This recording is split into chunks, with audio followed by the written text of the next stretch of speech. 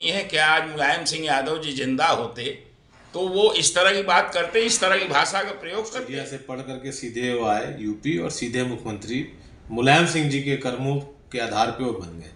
कभी सड़क पे जमीनी संघर्ष से रूबरू हुए नहीं। ये किस तरह का शब्द आप प्रयोग कर रहे हो भाई? और उसके जवाब में अजय राय ने कितना सौम्यता से और धैर्य के साथ ये कहा कि भाई जितनी गाली देनी हो हमें दे लीजिए, लेकिन भारतीय जनता पार्टी को हराने के लिए आप मध्य प्रदेश में कांग्रेस का एजेंट कौन है?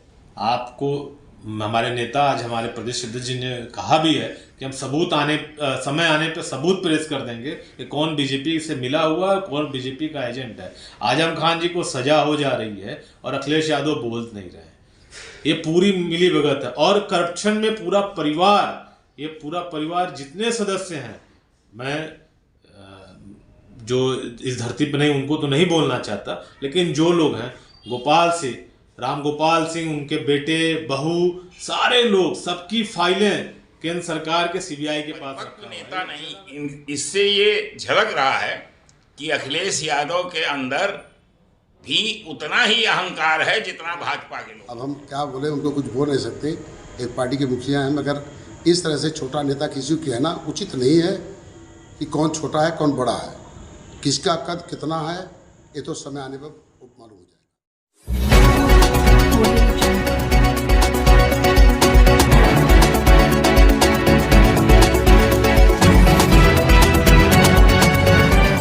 समाचार दर्शन। लोकसभा चुनाव की पहले इंडिया अलायंस में दरार देखने को मिल रही है। मध्य प्रदेश विधानसभा चुनाव को लेकर जिस तरह से समाजवादी पार्टी एवं कांग्रेस आमने सामने है, वहीं एक दूसरे पर टिप्पणी कर रहे हैं।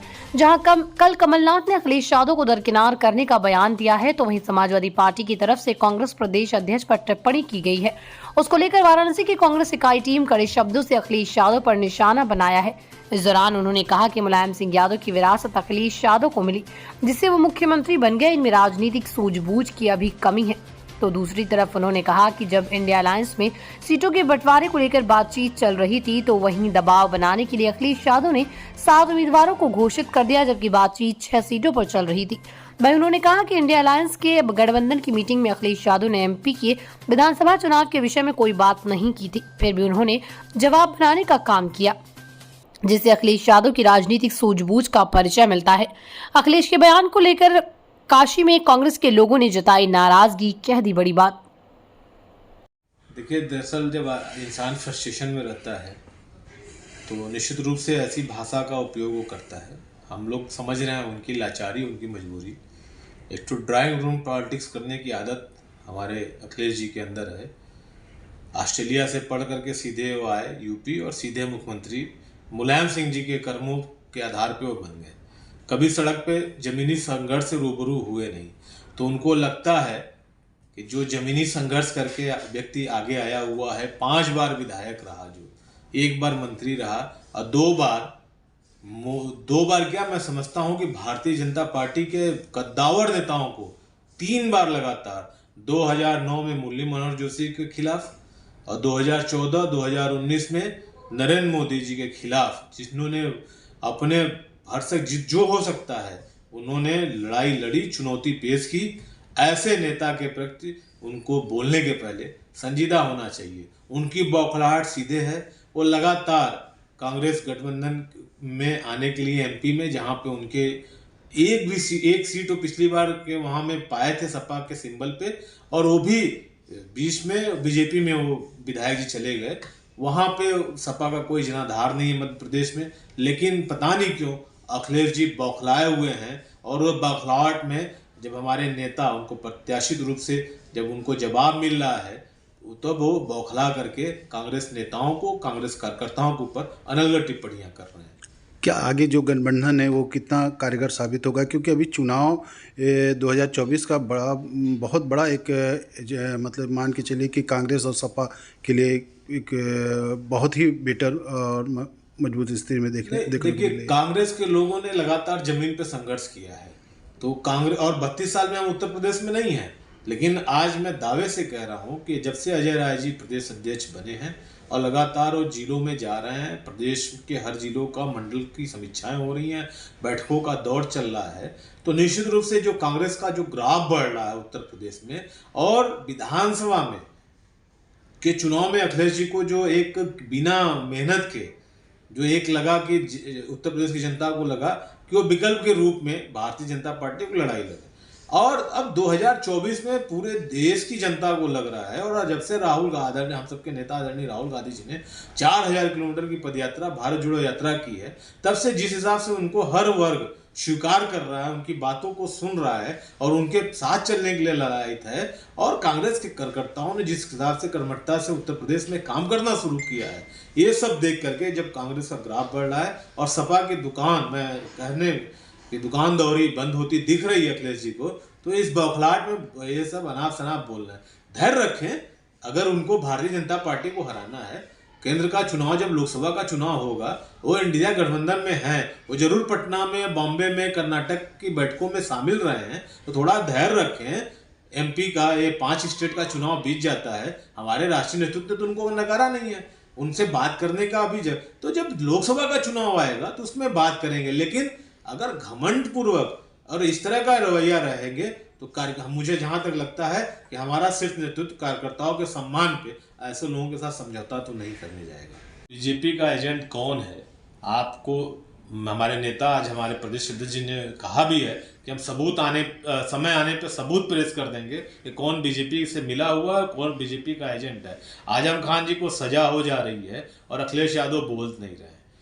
ये पूरी मिली भगत है, और करप्शन में पूरा परिवार जितने सदस्य हैं, मैं जो इस धरती पर नहीं उनको तो नहीं बोलना चाहता, लेकिन जो लोग हैं, गोपाल सिंह, राम गोपाल सिंह, उनके बेटे, बहू, सारे लोग, सबकी फाइलें केंद्र सरकार के सीबीआई के पास रखा हुआ है। ये लोग ज्यादा चूचा करेंगे नहीं, सीबीआई ईडी की रेड पड़ जाएगी इनके यहाँ और इनकी राजनीतिक दुकानदौरी बंद हो जाएगी। उस डर के मारे जिस नेता ने अपना खून पसीना बलिदान करके सपा को उत्तर प्रदेश में मजबूत किया, क्यों नहीं बोल रहे हैं आजम खान की लड़ाई कहीं सपा लड़ते हुए दिखी है आपको? पिछला पूरा 5 साल वो व्यक्ति पूरे परिवार के साथ प्रताड़ना सहता रहा वर्तमान सरकार की। लेकिन अखिलेश यादव जी ने जब हमारे नेताओं ने उनके परिवार में जा करके, उनकी पत्नी से, उनके बेटे से मुलाकात करके कांग्रेस के लोगों ने संवेदना व्यक्त की, तो अखिलेश यादव ने एक ट्वीट किया था। अब क्या मजबूरी है, किस डर से अखिलेश यादव जी आजम खान की लड़ाई नहीं लड़ रहे हैं? तो ये कांग्रेस के लोगों को सर्टिफिकेट न जारी करें, वो खुद भाजपा की गोद में बैठ करके गबलियां खेल रहे हैं। और कांग्रेस के कार्यकर्ताओं को, कर्मठ कार्यकर्ताओं को, उनको सीख लेनी चाहिए कि आज 32 साल से उत्तर प्रदेश में सरकार नहीं है। लेकिन मैं बनारस का उदाहरण, बनारस का पूरे उत्तर प्रदेश में अगर विपक्ष का दायित्व कोई संगठन, कोई दल निर्वाह कर रहा है तो कांग्रेस का दल कर रहा है, कांग्रेस के कार्यकर्ता कर रहे हैं। इसलिए राष्ट्रीय नेतृत्व लेता है। हमारे कार्यकर्ताओं का मन नहीं था, लेकिन कुछ हमारे वरिष्ठ नेताओं ने राहुल जी को कन्विंस करके 17 में सपा के साथ गठबंधन कराया। फिर अखिलेश यादव जी ने तो बड़ा कड़ा बयान दिया था 17 की विधानसभा के बाद, सब भूल गए। लेकिन मैं तब भी कह रहा हूं, जैसा हमारे नेता कह रहे हैं, ये राष्ट्रीय नेतृत्व तय करेगा गठबंधन, और गठबंधन लोकसभा के चुनाव में होगा। और मध्य प्रदेश में मैं फिर दोहरा रहा हूं कि सपा का क्या जनाधार है। 1 सीट वो जीते थे पिछले चुनाव में, वो भी विधायक जाके भारतीय जनता पार्टी के गोद में बैठ गया। फिर जब वहां आपका कुछ बिहार नहीं है, कोई कार्यकर्ता नहीं है आपका कोई, तो क्यों दबाव बना रहे हैं वहां पे कांग्रेस नेतृत्व में चुनाव हो रहा है। कांग्रेस को आप सहयोग करिए, जाइए, प्रचार प्रसार करिए, हम स्वागत करते हैं आपका। लेकिन टिकट किसको मिलना है, नहीं मिलना है, वो हमारा केंद्रीय नेतृत्व और राष्ट्रीय नेतृत्व वहां का तय कर लेगा। नहीं, जब पहले से ही इंडिया गठबंधन की वो बैठक में गए थे, हमारे तमाम नेता वहाँ थे, राहुल गांधी जी, सोनिया जी थी, तो उसी समय ये तय कर लेना चाहिए था कि हम मध्य प्रदेश या राजस्थान या कहीं और विधानसभा का चुनाव होगा तो उसमें भी हमारे शेयरिंग होगी सीटों की। वहाँ तो ऐसी कोई चर्चा इन्होंने किया नहीं। और बाद के दिनों में इन्होंने कहा कि मध्य प्रदेश में राम गोपाल यादव के माध्यम से इन्होंने कहा कि मैंने भेजा और दोनों पूर्व मुख्यमंत्रियों से कांग्रेस के वार्ता किया, तो वो 6 सीट पर तैयार थे। लेकिन उस बात होने के पहले ही समाजवादी पार्टी ने 7 सीटों पर इन्होंने अपना प्रत्याशी घोषित कर दिया। एक तरफ आप बात कर रहे हो, दूसरी तरफ 7 सीटों पर आपने प्रत्याशी घोषित कर दिया है। तो ये दोहरी चरित्र और दोहरी राजनीति की बात तो ये अखिलेश यादव जी ने किया ना, ये तो हमारे प्रदेश अध्यक्ष अजय राय ने किया नहीं। लेकिन आप देखिए जिस तरह का शब्द उन्होंने सीतापुर में प्रेस वार्ता में कहा, वो उस नेता के लिए शोभनीय है कि आज मुलायम सिंह यादव जी जिंदा होते तो वो इस तरह की बात करते, इस तरह की भाषा का प्रयोग करते। ये परिपक्व नेता नहीं। इससे ये झलक रहा है कि अखिलेश यादव के अंदर भी उतना ही अहंकार है जितना भाजपा के लोगों के अंदर है। जो चिरकुट शब्द का, और जिस तरह का शब्द उन्होंने कहा चिरकुट, ये किस तरह का शब्द आप प्रयोग कर रहे हो भाई?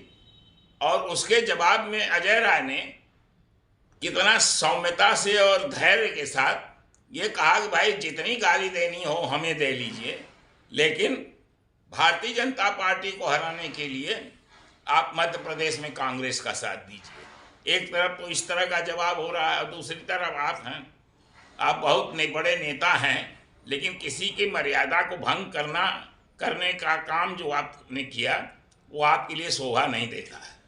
देखा जाए तो लोकसभा चुनाव के पहले सपा और कांग्रेस में जो दिख रही है उसमें क्या दरार पड़नी शुरू हो गई है?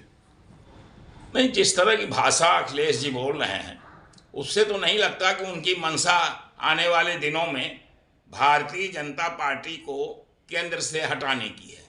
वो नहीं चाहते कि ये गठबंधन हो। कांग्रेस के पूरे पदाधिकारी, पूरे कार्यकर्ताओं को उन्होंने बोल दिया कि बीजेपी के सहयोगी हैं। नहीं, ये बताइए ना कि अगर इस तरह की बात ना होती तो अखिलेश यादव के ऊपर आज तक भारतीय जनता पार्टी की ईडी या सीबीआई ये नहीं गई। इससे स्पष्ट है, देखिए राहुल गांधी के यहाँ ईडी चली गई, सोनिया जी के यहाँ ईडी चली गई, लेकिन अखिलेश यादव के यहाँ ईडी और सीबीआई नहीं गई। इससे अंदाज लगा लीजिए कि भारतीय जनता पार्टी से कौन मिला हुआ है। माननीय अखिलेश जी को जिस तरह से प्रदेश अध्यक्ष माननीय अजय राय पर टिप्पणी की है, यह उचित नहीं है। वो भी 5 बार के विधायक रहे हैं, मंत्री रहे हैं और एक नेशनल पार्टी के प्रदेश अध्यक्ष हैं। इस तरह से जो टिप्पणी की है उसी में निंदा करता हूँ। बात की जाए तो जिस तरह से गठबंधन पे भी एक सवाल खड़ा कर दिए हैं कि अब आगे से ऐसा कोई चीज़ें नहीं होंगी, हम गठबंधन में हिस्सा भी नहीं लेंगे, तो क्या चुनाव के पहले ऐसी कुछ चीज़ें फिर देखने को मिलेगी? यह राष्ट्रीय स्तर से गठबंधन हुआ है। हम जैसे हमारे जो राष्ट्रीय अध्यक्ष या हमारे जो प्रदेश अध्यक्ष हम लोग को जैसा गाइडलाइन करते हैं और एक गठबंधन करे न करे, यह हम जैसे एक ज़मीन पर कार्यकर्ता के बस का नहीं है। ये लोग जो निर्णय किए होंगे उसके अनुसार अपना काम बात करें। एक सवाल ये भी है कि अखिलेश यादव ने बोला है कि बीजेपी के इशारे पर सब काम कांग्रेस वाले कर रहे हैं। ये गलत बात है, ये गलत बात है। इस तरह से आरोप लगाना उचित नहीं है। जिस तरह ने उन्होंने अखिलेश यादव ने बात की है कि छोटे नेताओं से बात न कराए कांग्रेस पार्टी, तो क्या अजय राय का वाकई कुछ ऐसा कद हो गया या इतनी बड़े कद के रखते हुए वो नज़रअंदाज कर रहे हैं? छोटे नेता किसको कहते हैं? अब हम क्या बोले, उनको कुछ बोल नहीं सकते। एक पार्टी के मुखिया हैं, मगर इस तरह से छोटा नेता किसी को कहना उचित नहीं है कि कौन छोटा है कौन बड़ा है, किसका कद कितना है, ये तो समय आने पर मालूम हो जाएगा।